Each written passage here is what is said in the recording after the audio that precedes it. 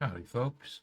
If you're here, maybe you're interested in this FPGA and how it works.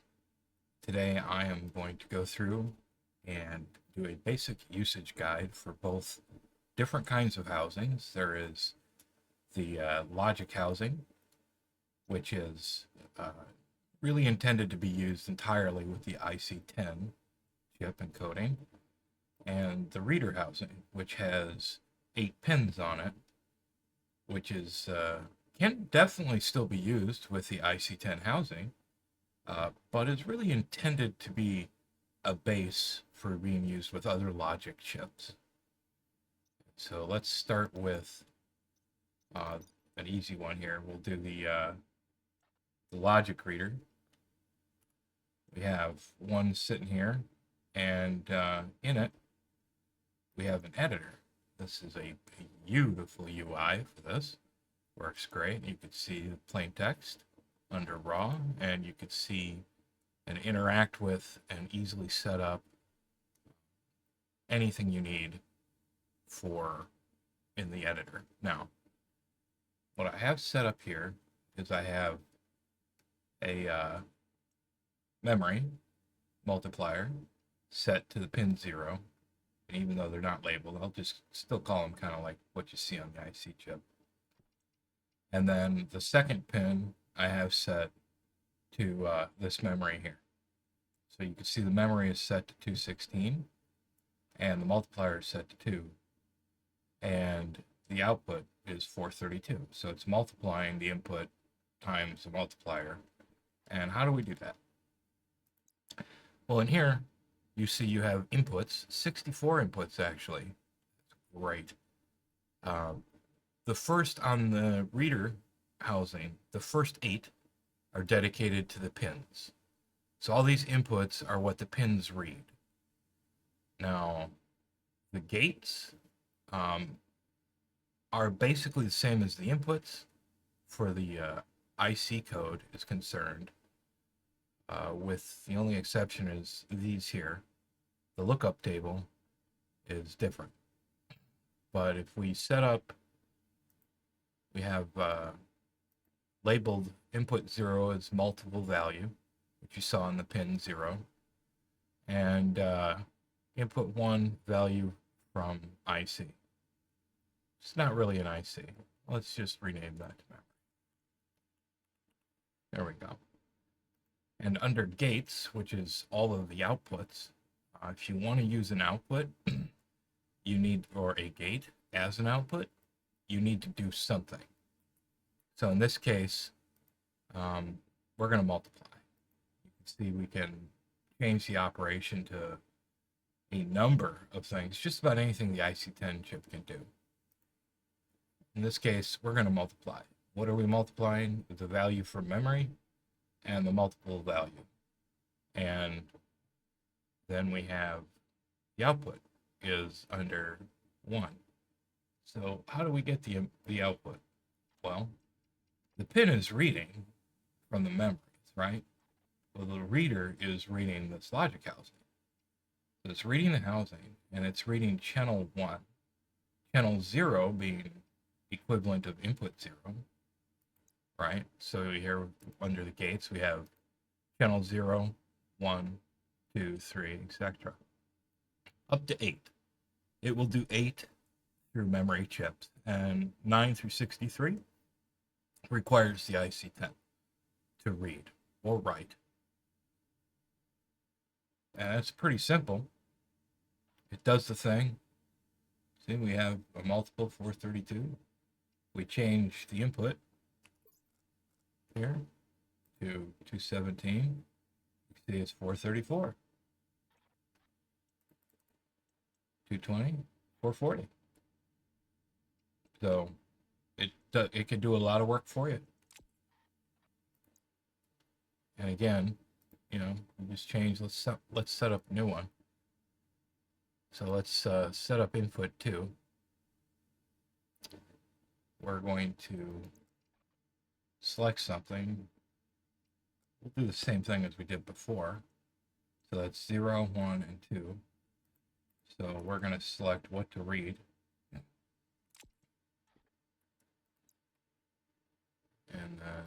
we're going to call this new value.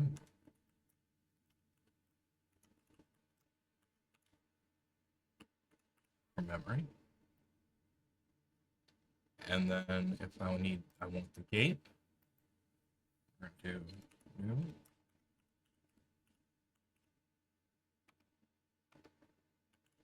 And multiply. This time we're going to divide. Simple. So here's divide.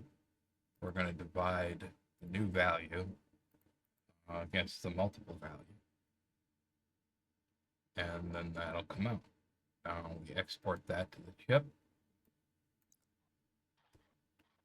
And if we come over to the reader, it's still the old value. So we want to change it to channel 2. And what are we? Let's go down to 1.9 up to 320. Right thing into what to read. Channel 2. So that's channel 1. Channel 2 should be new value, multiple value.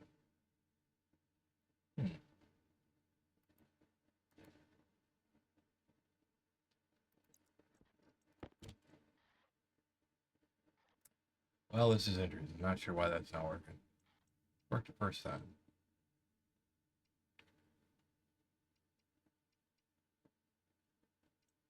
Maybe we didn't label it. New value from memory.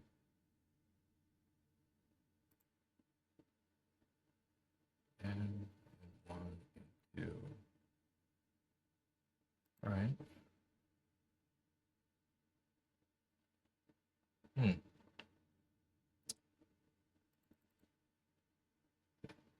Oh, that's because we're on the wrong housing. See that?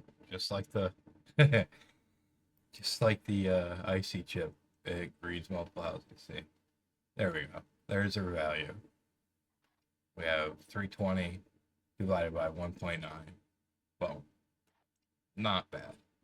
And you can read eight items or 8 logic readers, really, is what it's made to read. And then the output is, like I said, channels, variables, channels 0 through 8, 7, 0 through 7. That's 0, 2, 1, 2, 3, 4, 5, 6, 7. And you can read that from you can read a logic reader with these as well. And not just a memory. In fact, memory is kind of redundant with this, which is why I like it.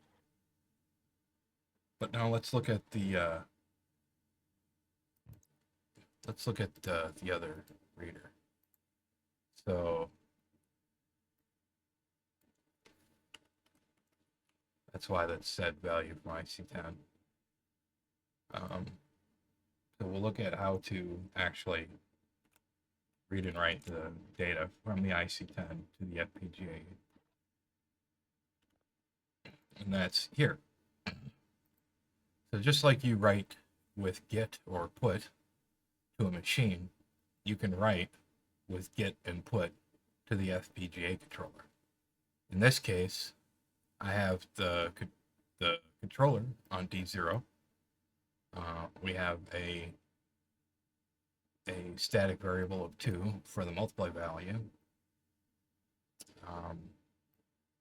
That's actually not needed for this example, but we are setting an in value here, 24, and we are reading the out value from the controller after it does its math.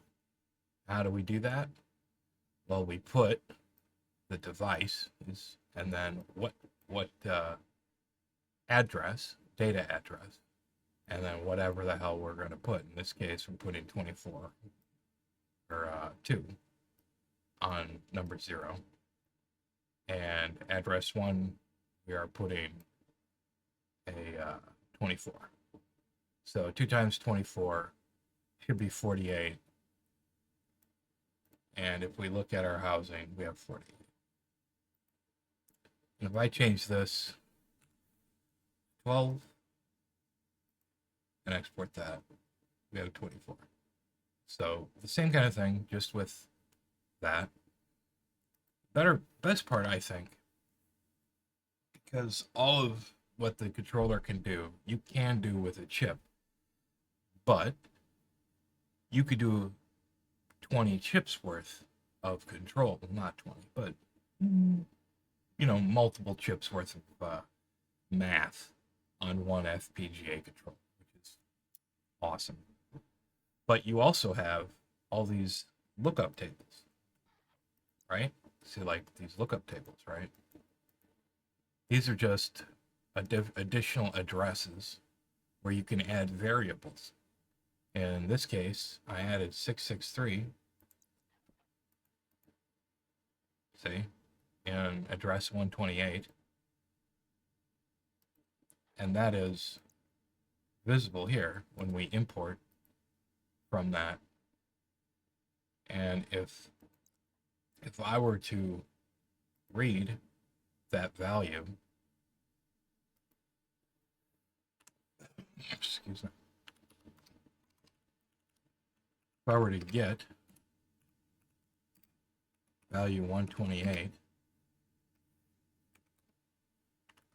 and put it, say, in R10, then I could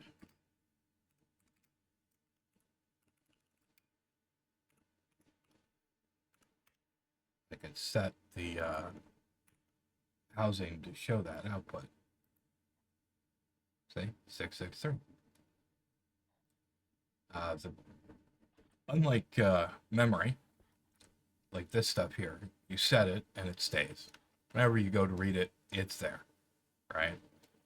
The address spaces on these controllers are volatile. What that means is every time, if I were to turn this housing off, so I'm not setting any variables, and then I go and manipulate the network,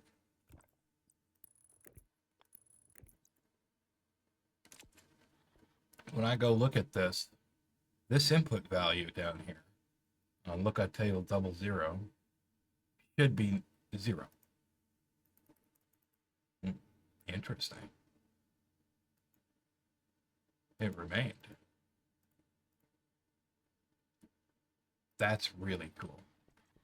Not really supposed to do that, being volatile and all. But I wouldn't ever recommend just leaving it and assuming it will always be there.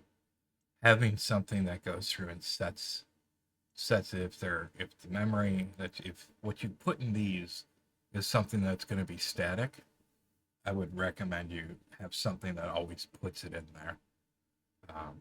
That being said, apparently it's not as volatile as suggested.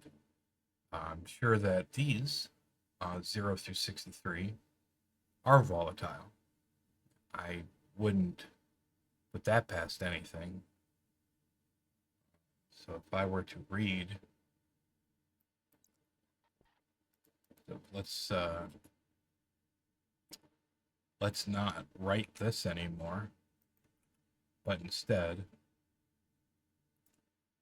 try to read it.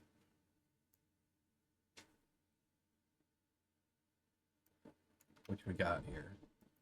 Let's see if that comes back as 0.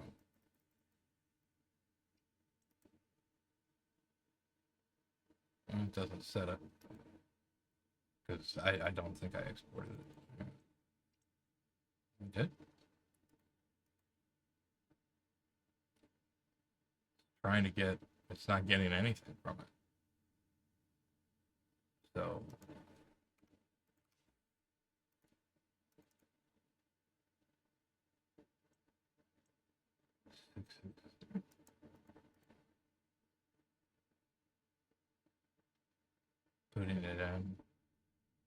putting it in. I'm getting it. Yeah, I'm not sure why it's not coming back.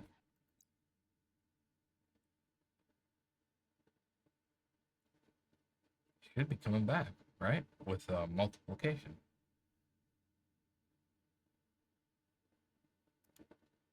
Uh,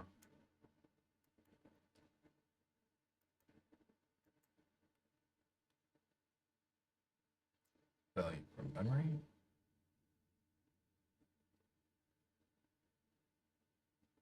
Multiplication value. So it's multiplying.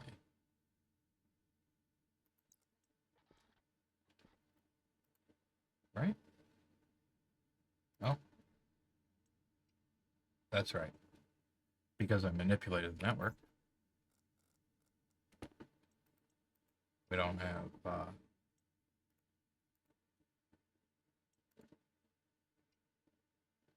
no. That is so weird.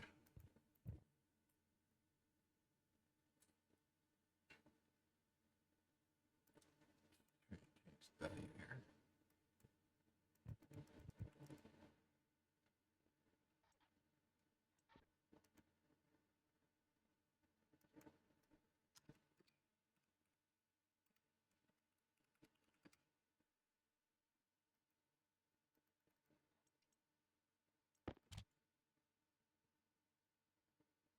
Not setting itself down. SDB setting 0.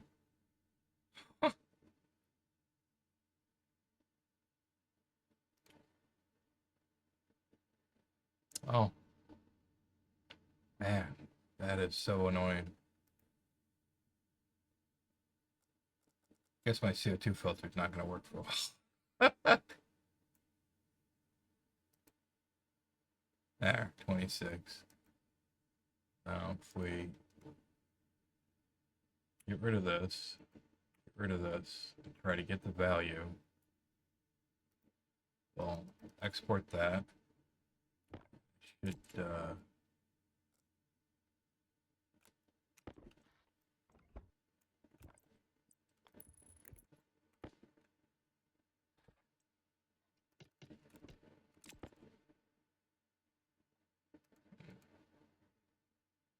oh, interesting. It's not anywhere near as volatile as suggested. May very well be that unlike channels, the transmitting out to different ICs could be, yeah, more than likely it's resets when you load the game. We could test that. So let's test that. Load the world and see if it's still volatile.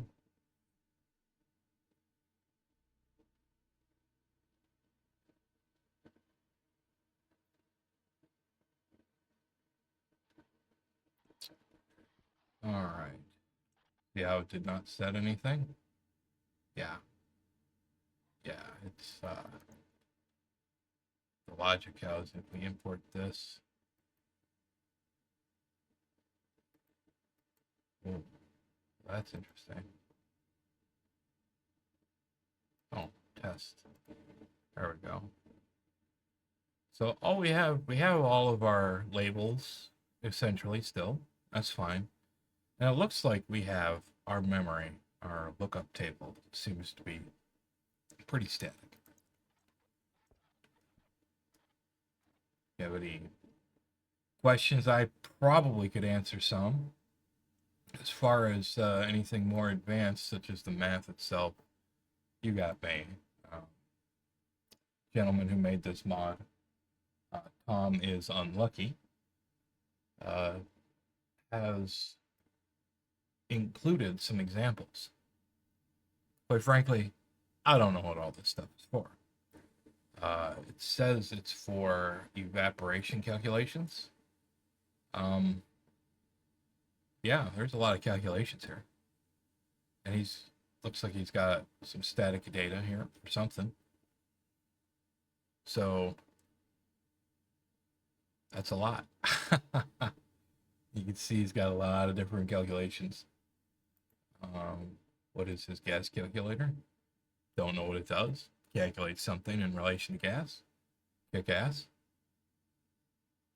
So if you have questions, put them in the comments. Hope you guys have a great day.